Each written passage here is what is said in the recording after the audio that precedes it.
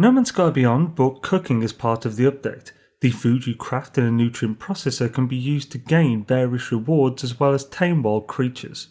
In this video we'll go through everything cooking, from how to get set up to all 573 recipes and their uses.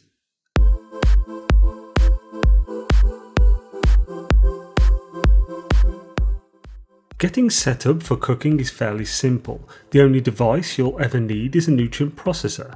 You can obtain the blueprint to build it from the research room in the upper back of the Nexus, on the unmanned terminal between the Starship and the exosuit researchers.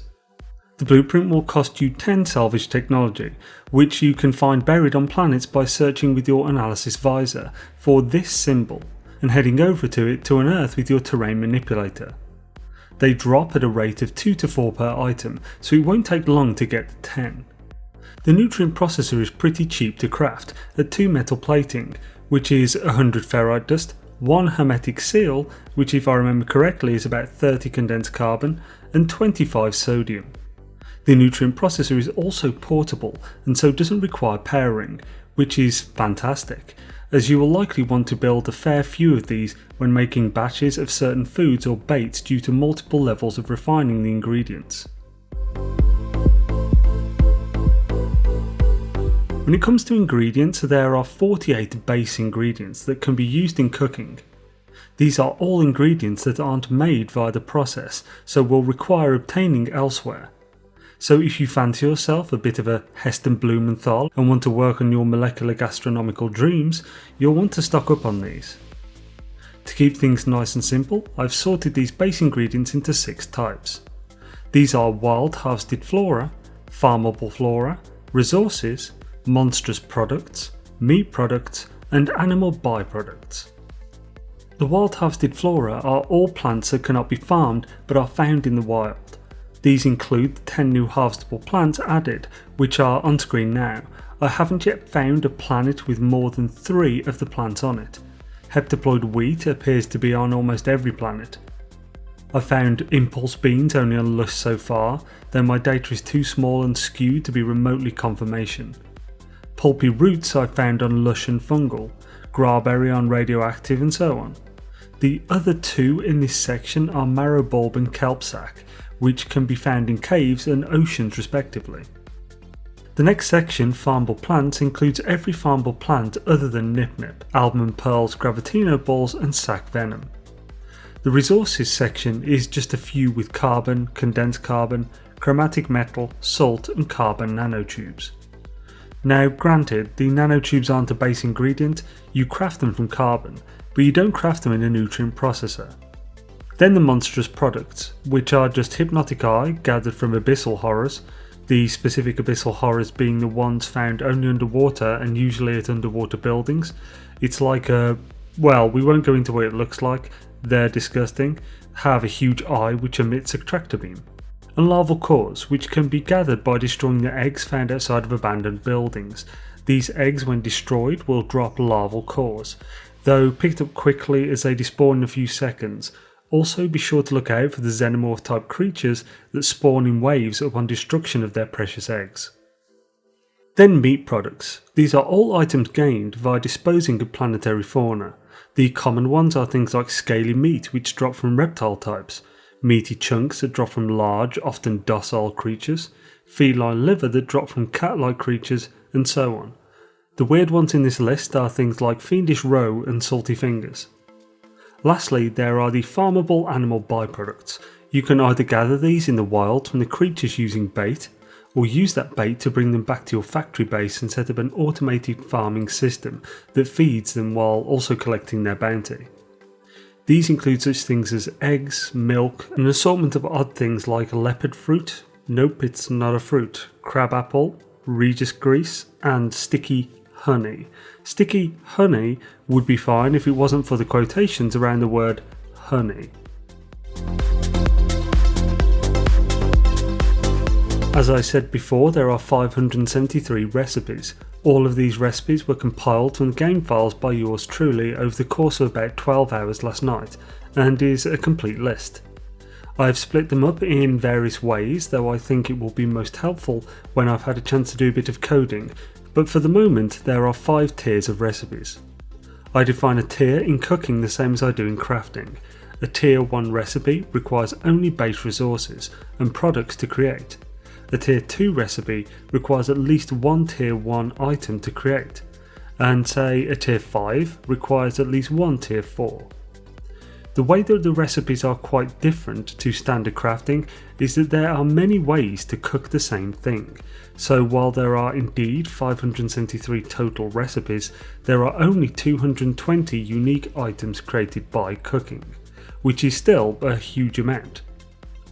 As always, a huge list of all recipes can be found on my website for easy referencing and such, but the real deal will come later. Using the early on recipes, you can increase your production efficiency by quite a bit by using farmable items.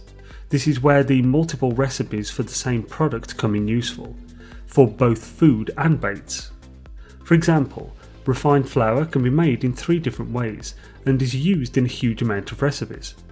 You could gather hep-deployed wheat in the wild and process that, or you could process kelp sack into kelp rice, then kelp rice into refined flour. Or you could do the most efficient way, which is to process frost crystal into glass grains, which then processes into refined flour, giving you an unlimited supply without leaving your base. Processed sugar is another one. Graberry and sweet root both process into processed sugar, but so does cactus nectar, which is made from cactus flesh, another you can farm in your base. Anything involving meat must of course be gathered in the wild, though animal byproducts like eggs, milk and such can be farmed industrially and automatically with the new buildable items, and eggs and dairy are used in huge amounts within the recipes, for butter, ice cream, cakes, cheese and more.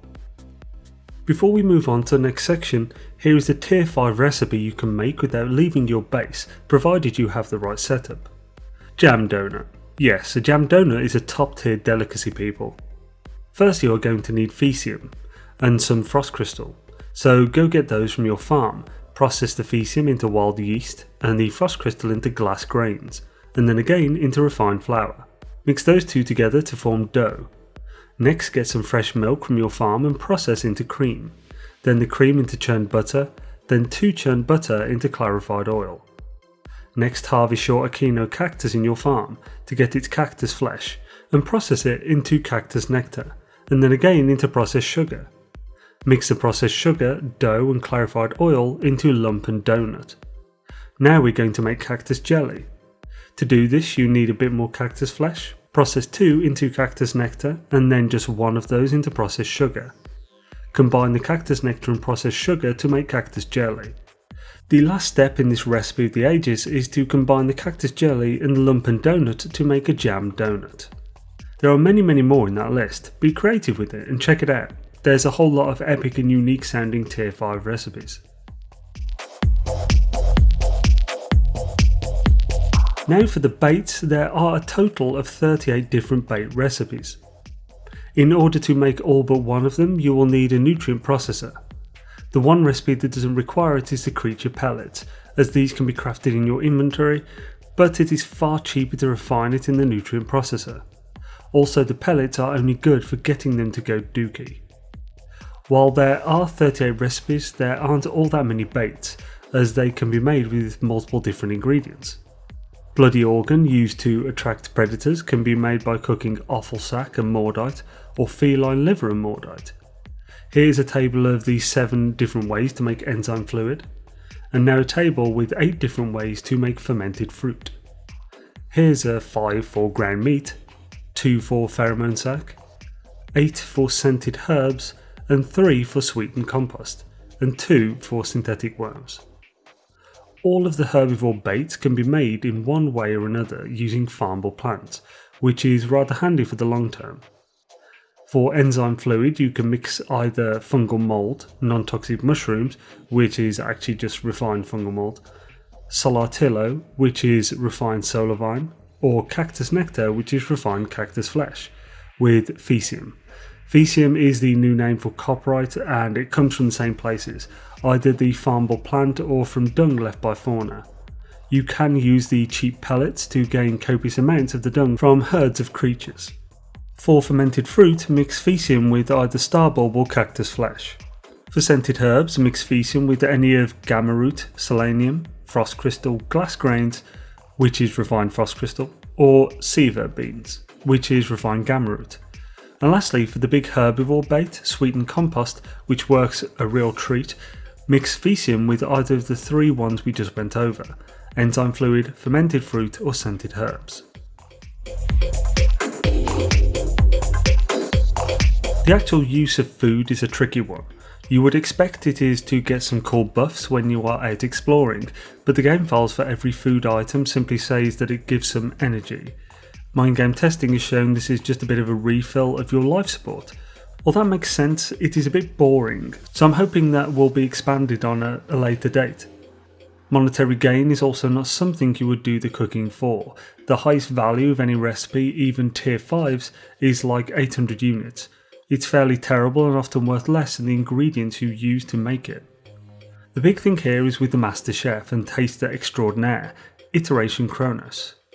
He's an evil fellow who is made up of 2 parts pesky, a dash of passive aggression, and a sprinkle of class. If you bring him any kind of ingredient or processed food item, you can give it to him to taste, and he will unearth his often harsh verdict upon you. But he'll also give you nanites, which is pretty cool. There are 5 different amounts of nanites he will give: 0, 5, 10, 20 or 40 upon tasting a dish.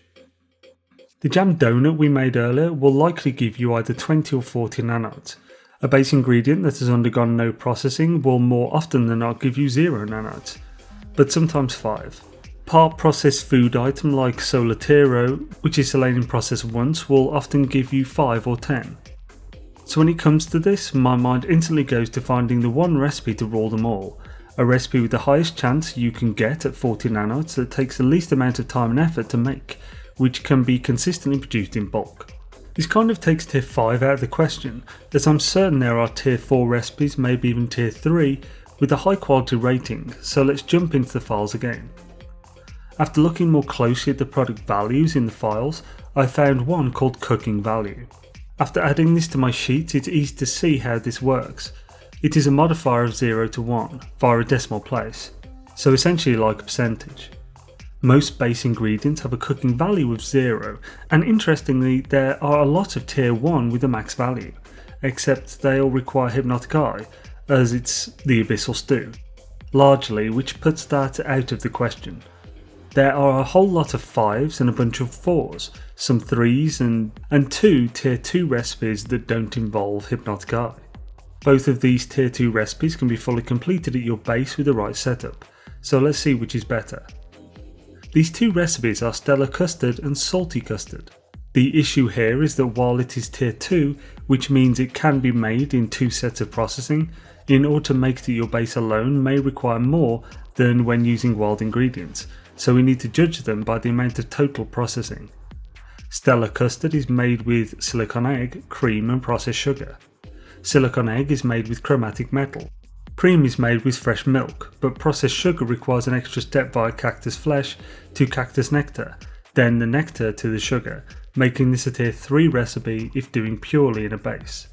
If you are wondering where I'm getting unlimited chromatic metal at my base, you can refine it using indium and chromatic metal to make 4 indium, which itself refines the chromatic metal, but that also adds more steps. So stellar custard isn't looking great. Then there is salty custard, made from salt, cream and processed sugar. Salt can be mined and is a base ingredient. Cream from the fresh milk and sugar from cactus flesh to nectar to sugar. Salty custard is by far the superior. It even balances out the extra step for the sugar by having salt as a base ingredient. The system's not bad, but they really should do something about the effect of you eating them. Why doesn't processed sugar give me a sugar rush to increase my speed slightly? Or hearty fat heavy stews give me a cold resistance? Or high protein food give me increased melee attack? And wonderfully cooked veggies give me an increase to my health temporarily? I'm not a game dev, so I have no idea what this would take to implement, but it would make cooking so much better and more rewarding. Thank you for watching folks, more guides coming daily. This was indeed a rather large one, so if you made it this far and you aren't yet subscribed, consider doing so, and while I've got you here, check you have the bell rang to ensure you don't miss notifications for other guides. Xainesworld.com has recently had a makeover and is looking absolutely beautiful thanks to Golden Gek, and is being updated daily with new information as it's being found out. That and the Discord link can be found in the pinned comment with all the recipe information that comes with this video, so give it a bookmark for future perusal. Thanks for watching folks, and have an awesome day.